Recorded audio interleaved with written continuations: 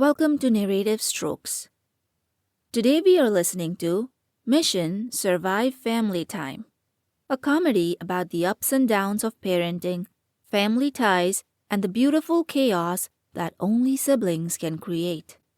Our story takes place in Sarah's living room, a cozy, organized space with neatly arranged furniture. Of course, with kids around, it doesn't stay neat for long. Toys are scattered everywhere, and there's a fishbowl on the coffee table. But more on that later. Let's begin. Sarah, ever the serious and organized sibling, is straightening up the living room. Amy, who always seems to find calm in the chaos, is sitting on the floor with Sophie, building a block tower that's more modern art than structurally sound. And here comes Tom, bursting through the door with a plastic bag. And yes, that's a goldfish inside. Hey, look what I got. A fish? Tom, why do you have a fish? Well, I was at the pet store and they had a sale. Buy one fish, get... Well, just the one fish, actually. But he looked lonely. What are you going to do with it? I thought I'd teach him tricks, like a dog. Fish don't do tricks, Tom. Sure they do. You just need patience. And maybe a tiny hoop. Sophie, the ever-curious toddler, reaches for the fish bag. Sarah's quick reflexes save the poor fish from an early adventure. No, Sophie, that's not a toy. She puts everything in her mouth these days. Yesterday, I found her chewing on a crayon. At least she's getting her daily colors. And Sarah, do you have any cookies? It's not snack time yet. We eat at designated times. But my tummy doesn't know the schedule. Mine either. I'm with Bob. Cookies, please. Rules exist for a reason. Yeah, and so does chocolate, and I know which one makes me happier. The living room now looks like a toy store exploded. Bob is at the homework station with a workbook. Tom, meanwhile, is staring intently at the fish, which now swims aimlessly in a large mixing bowl. Homework time at Sarah's house is a strict affair. But today, it's anything but ordinary. And Sarah, do I have to do all of my homework now? Yes, Bob. Homework first, then screen time. I wish my boss said that. I'd be so good at video games by now. What's the homework, Bob? I have to write a story, but I don't know what to write about. Write about the fish. He's on a journey to become a professional hoop jumper. Or write about a superhero who can turn vegetables into pizza. How about something educational? Maybe write about space or history. How about a story where the fish goes to space and meets a broccoli alien? Now you're talking. Fine, as long as it has proper grammar and complete sentences. The scene shifts to tantrum territory. Sophie is on the floor, kicking and screaming. Bob, unfazed, munches on an apple, while Tom looks as if he's considering using a pillow as a peace offering. No, I want ice cream. We don't have ice cream, Sophie. I want ice cream. Should I sing to her? Unless you know a lullaby called The Ice Cream Song, I don't think it'll help. Hey, it might. Ice cream, you scream, we all scream for ice cream. Now I'm screaming too. Amy, what do I do? Okay, we need to change the subject. Sophie, do you want to play a game? What game? It's called Let's Find All the Red Toys. Whoever finds the most wins. I love games. Do I get a prize? Tom, this is for Sophie. Aw, come on. I've got a good eye for red things. Like the fish? The fish is orange. Oh, well, I'm still playing. Sophie, now distracted, starts looking for red toys. The storm has passed. As the afternoon sun starts to dip, the siblings find themselves in yet another classic parenting battle, screen time. Bob wants his tablet, Sophie wants cartoons, and Sarah wants, well, peace and order, which feels increasingly unlikely. Bob is holding his tablet tightly, while Sophie keeps pointing to the TV remote on the coffee table. Tom is sprawled on the couch, ironically scrolling on his phone. Amy is wiping crayon off the wall, a half-defeated smile on her face. And Sarah, can I play on my tablet now? I finished my homework. Okay, but only for 30 minutes. 30 minutes? I play for at least 3 hours. No wonder my online farm is thriving.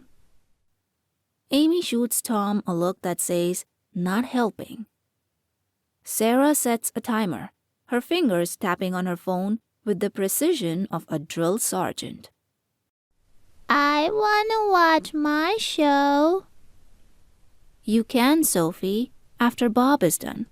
No, no. And just like that, the living room becomes a negotiation zone. Sophie's demands for now meet Sarah's insistence on later, while Bob tries to strategically increase his screen time by pretending to be very educational on his tablet.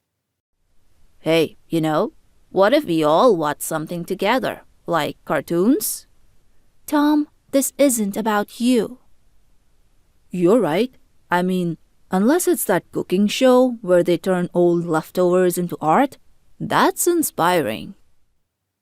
To keep the peace, Amy comes up with a creative solution.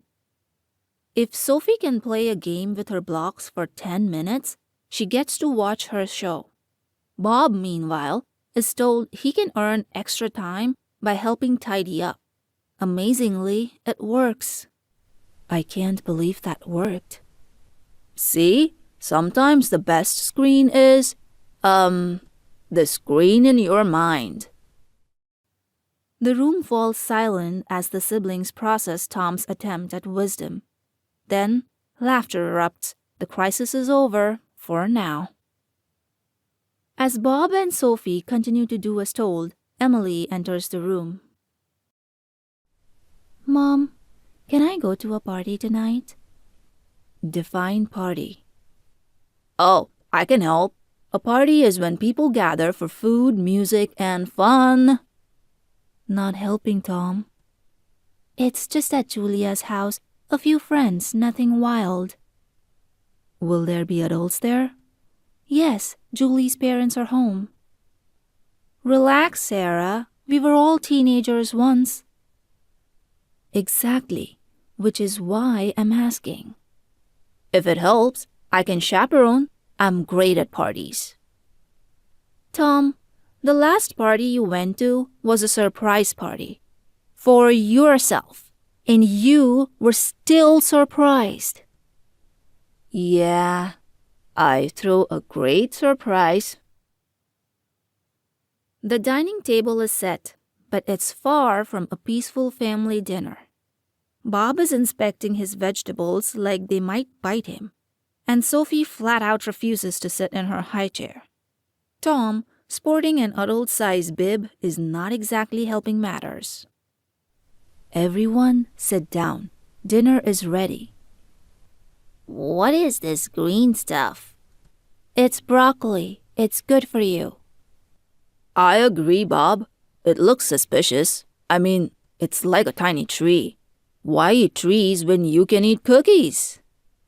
Tom. Okay, how about this? If you eat 5 bites, you get dessert. What if I eat 5 bites? Do I get dessert? You're an adult, Tom. It doesn't feel like it. Sophie, if you eat your broccoli, you can have a story before bed. Will the story have ice cream in it? Asking for a friend. Can the story be about the broccoli alien again? Sure, the broccoli alien who saved the galaxy with ice cream. Sophie giggles, finally taking a bite. Sarah looks relieved. The day winds down, and the siblings finally have a moment to sit. Of course, this quiet moment doesn't last long. Bob comes in wearing a blanket as a cape, followed by Sophie, who is wielding a spatula like a sword. The kids stand in front of the adults, eyes wide and mischievous. Tom immediately perks up, sensing a chance for fun. We want to play a game. Yeah, pretend you're the kids and we're the grown-ups. Amy's eyes light up. She loves a good improv game. Sarah, on the other hand, looks mildly horrified at the thought of letting go of control. Tom, predictably, is already getting into character. I don't wanna go to bed. You have to, or no dessert. Bob nods seriously, clearly loving the role reversal. Amy jumps in, acting like a cranky toddler, while Sarah tries to play along but can't help correcting their pretend parenting. I don't like vegetables. I want candy. Eat your broccoli or you can't play with your toys. Oh, but my toys are my only friends. The kids giggle, and soon the whole room is engaged in a silly, chaotic improv. Sarah eventually loosens up, pretending to throw a tantrum over not getting enough screen time. Tom delivers the punchline, pretending to be the parent and saying, If you don't behave, no more video games for a whole week. You're the worst. The room bursts into laughter. The line between reality and pretend blurs, and for a few precious minutes, all the frustrations of the day melt away. The siblings and kids fall onto the couch, exhausted and happy. The house is dimly lit. Bob and Sophie are in their pajamas, teetering on the edge of sleep. Tom, holding a storybook upside down, is trying to read them a bedtime story. Sarah and Amy watch, equal parts worried and amused. And then the princess said, why is the castle floating? That's not what it says. Well, it should. Castles would be way cooler if they floated. I want a floating castle. Okay, Tom, maybe I should take over. No, I got this. Once upon a time, in a land where vegetables turned into pizza. Bob and Sophie's eyes widen. Tom gets more animated, even acting out parts of the story. Sophie giggles and Bob leans in, captivated. Well, I'll give him this. He's got their attention. And they're not screaming. I call that a win. As Tom finishes the story in his unique style, both kids yawn. Amy gently leads them off to bed. Tom collapses on the couch, looking like he just ran a marathon. The house is quiet, the kids are asleep, and for the first time today, the siblings can breathe. They collapse onto the couch, a trio of exhausted warriors after a long battle. They reflect on the day, on the messes, the meltdowns, and the unexpected moments of joy. Parenting is exhausting. I need a nap. Tom, it's 8 p.m. Exactly. I'll nap until morning. And with that, the siblings share a laugh. Parenting, it seems, is a lot like having siblings. Messy, unpredictable, but always better when you're in it together. And there you have it, another day in the life of this wild, wonderful family. From screen time battles to improv games, they tackle every challenge with a mix of rules, creativity, and, of course, a little bit of Tom's delightful nonsense. As the curtain falls, we're reminded that family may drive you crazy, but they're also the ones who keep life full of surprises. Good night, everyone. The end. Thank you for listening to today's story. If you enjoyed it, then comment down below and let me know what you think. I'll see you next time with another story. Until then, keep smiling and don't forget to like and subscribe.